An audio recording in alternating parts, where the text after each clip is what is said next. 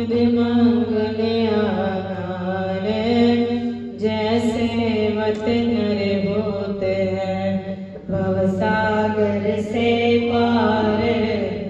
गुरां जी के सिमरन मान से नाशित विघ्न अनंत, ताते सर्वारंभ में ध्यावत हैं सब संत।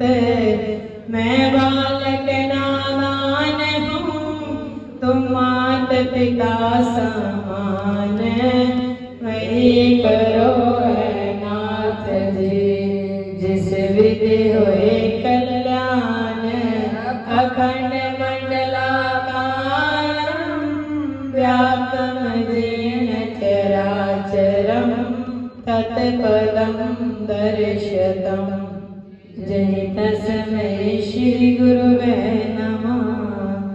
बोलो जयकारा बोल मेरे श्री गुरु महाराज की जय। बोलो श्री स्वामी जी महाराज की जय। मेरे हृदय सम्राट, मेरे इष्ट देव, मेरे इष्ट देव की प्यारी प्यारी आत्मा, आपके समक्ष चंद मिनटों के लिए कहना है कि हम लोग इतने भाग्यशाली हैं कि हमें हर पर्व जो है श्री महाराज जी के चरणों में मनाने का एक अवसर मिलता है। कई बार ऐसा होता है अवसर मिलने पर भी हम लोग उस अवसर को खो देते हैं कि जो जीवन हमें मिला है कुछ पाने के लिए मिला है, कुछ कर्म करने के लिए मिला है। लेकिन होता क्या है, हम लोग समझ नहीं पाते हमारे अच्छे कर्म हो रहे हैं, जाके बुरे कर्म हो रहे हैं। कर्म एक ऐसी चीज है जो हर पल हर क्षण होता है। आप यहाँ बैठे हैं तो आप का ध्यान इधर गया नहीं उधर गया नहीं, आपका कर्म बन गया। लेकिन फिर हम लोग सोचते हैं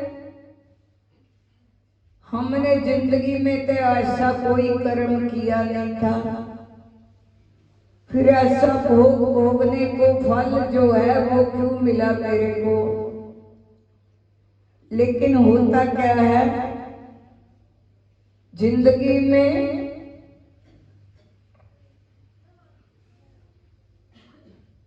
हमें जो सार वस्तु है वो यहाँ से ही मिलने वाली है, सत्संग में ही मिलने वाली है, संत के सनिध्य में ही मिलने वाली है। एक जुगती मिलती है वो संत के पास जाकर ही मिलती है। वो जुगती क्या है, जैसे कि आप लोग बैटरी को अगर बैटरी से रिचार्ज किया जाए तो बैटरी जो होती है रास्ते में डिस्चार्ज हो जाती है, रास्ते में ही थोड़ी देर के बाद खत्म हो जाती है। अगर पावर हाउस से उसको रिचार्ज किया जाए उससे कई जलंधर और भी चल सकते हैं। इसी तरह से सत्संग में आकर एक कान से सुना, दूसरे कान से निकाल दिया, बैटरी रास्ते में डिस्चार्ज हो गई। और यदि उसको डिस्चार्ज करना है तो संतों के सामने, सतगुरु के सामने बैठकर ध्यान के द्वारा आप लोग ध्यान लगाया कीजिए। रोज सुबह उठकर महाराज जी के स्वरूप का ध्यान लगाया कीजिए, जिससे आपको आपकी बैटरी जो है वो चार्ज हो सके। दर्शनों का फल बहुत मिल जाता है जब संतों के पास आते हैं।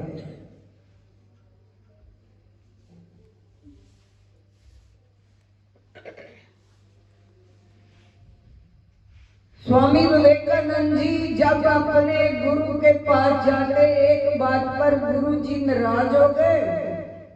गुरु जी ने देखना बंद कर दिया। विवेकानंद जी को देखते भी नहीं थे। विवेकानंद जी को किसी ने सवाल किया कि तू रोज दरबार में जाता है अपने गुरु के पास, गुरु तो तेरे को बुलाता भी नहीं है, तेरी और देखता भी नहीं है, तो किस लिए दरबार में जाता है? वो कहता इसका मतलब ये नहीं है कि वो देखे ना देखे, लेकिन मैं तो अपने गुरु को देख रहा हूं ना। गुरु सामने बैठे हैं, संत सामने बैठे हैं, अगर वो बुलाते नहीं कोई बात नहीं है। मैं तो हृदय से गुफ्तगू से कर रहा हूं ना। उनके चेहरे से, उनके वस्त्रों से जो वाइब्रेशन निकलते हैं, संत के वस्त्रों से वाइब्रेशन निकलते हैं, वो सीधे मेरे हृदय पर जाकर लगते हैं। मेरे मुकद्दर को बदलने वाले वो वाइब्रेशन है। वो इस दर्शन का फल ही यही है कि वो मेरे को देखे ना देखे, लेकिन मैं उसको देखता हूँ, मैं अपने गुरु को देखता हूँ। बस मैं दर्शन करने के लिए जाता हूँ, देखने के लिए जाता हूँ। इसका मतलब ये नहीं है कि गुरु मेरे को पास बैठाकर दो चार बातें करे। चंद्रमा से आप लोग देखते हो तो चंद्रमा देखे ना देखे आपको, सूरज को देखते हो, सूरज देखे ना देखे, लेकिन उसकी नजर में तो आ गए। हमारे श्री स्वामी जी महाराज जी फरमाते थे, मेरी चौखट के अंदर जो भी आ जाता है मेरे को सब शीशा सामने हो जाता है। जो एक बार मेरी चौखट के अंदर आ गया, मेरी नजर के सामने आ गया, उसका बेड़ा पार ही पार है। तो ऐसा होना चाहिए जीवन।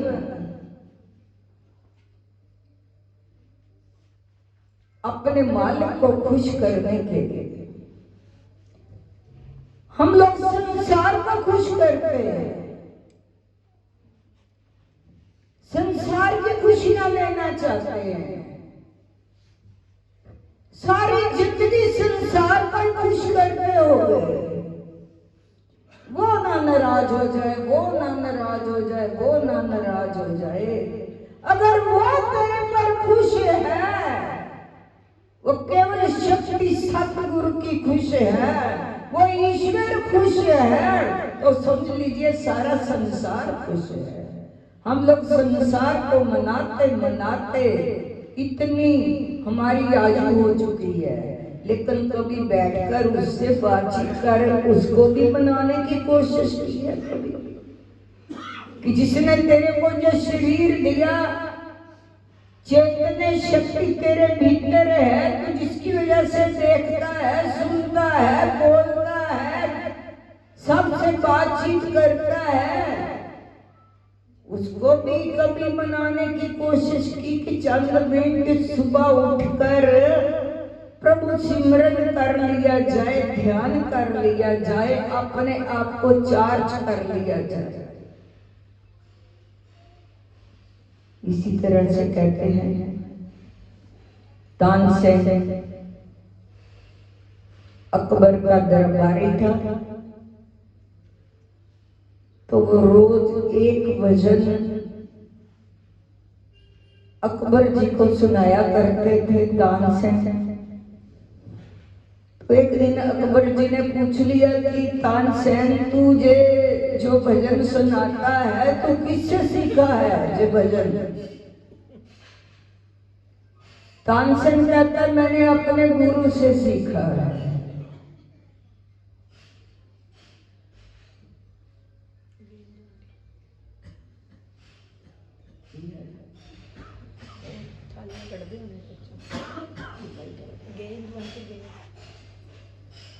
ये किससे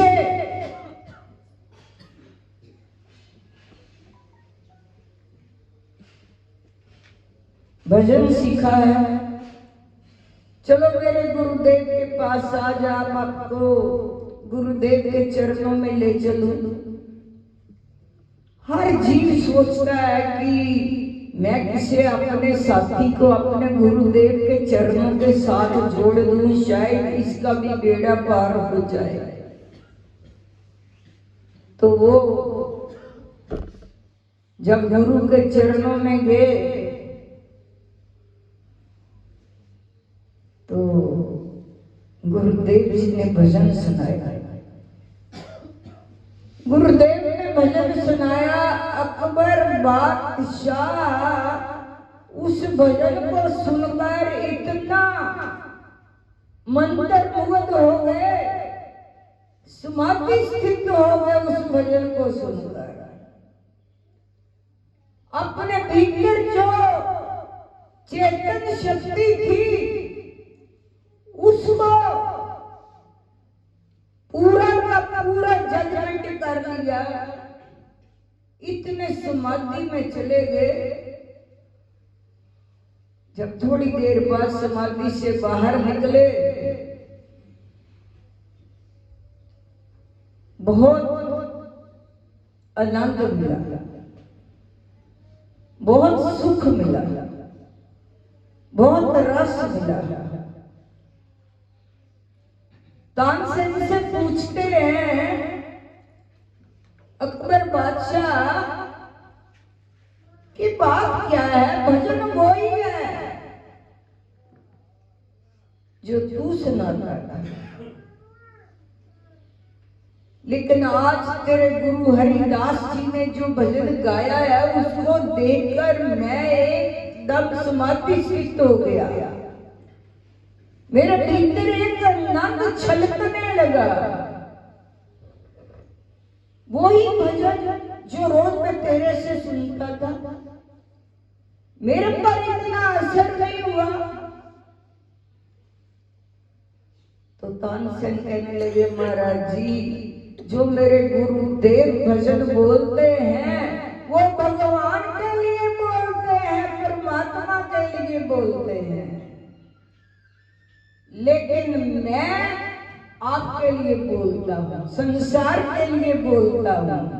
इसलिए मेरे भजन बोलने में वो ताकत नहीं, वो शक्ति नहीं, वो आनंद नहीं था जो मेरे गुरुदेव के भजन बोलने में था, क्योंकि वो परमात्मा के लिए बोलते हैं, मैं संसार के लिए बोलता हूँ।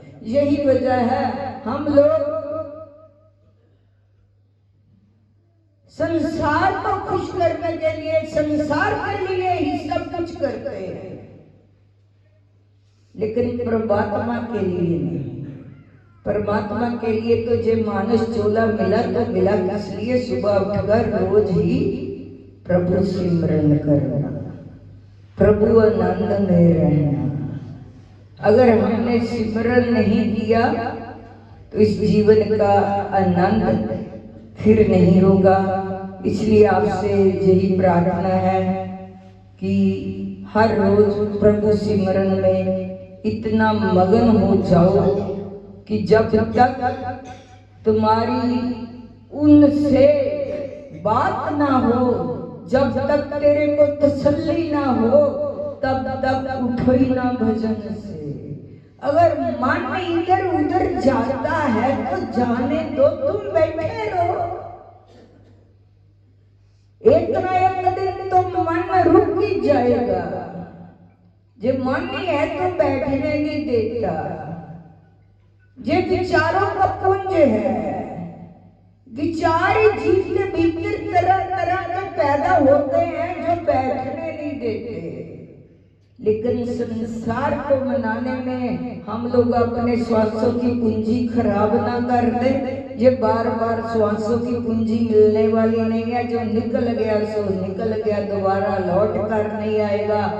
कल परसों हमारे जहाँ पर एक भगत जी आए, कहने लगे भाई जी मेरा आज बर्थडे है। मैंने कहा बहुत खुशी की बात है। तो कहने लगा भाई जी एक साल खत्म भी हो गया, एक साल चला भी गया मेरी जिंदगी का। क्या मतलब? जैसे जैसे साल निकलता है हम ऋतु के नजदीक पहुंचते चले जाते हैं। उसकी बात सुनकर मेरे को अच्छा लगा। शुक्र है ये संसारी जीवों को भी समझ में तो आ गया ना। मेरे एक साल निकल गया, मेरे हाथ से निकल गया, हाथ से तीर निकल गया, हाथ से वक्त निकल गया। वक्त ही हाथ से निकल गया, बकाया क्या रह गया? गिनती के श्वास। इन श्वासों की कदर करते हुए सुबह उठकर हर रोज प्रभु का सिमरन कीजिए, तभी जिंदगी का आनंद है। बोल साचे दरबार की जय। माघ का महीना सबको सुख शांति का चढ़े। और एक सूचना, जैसे आप सबको बताएं, हमारे श्री महाराज जी का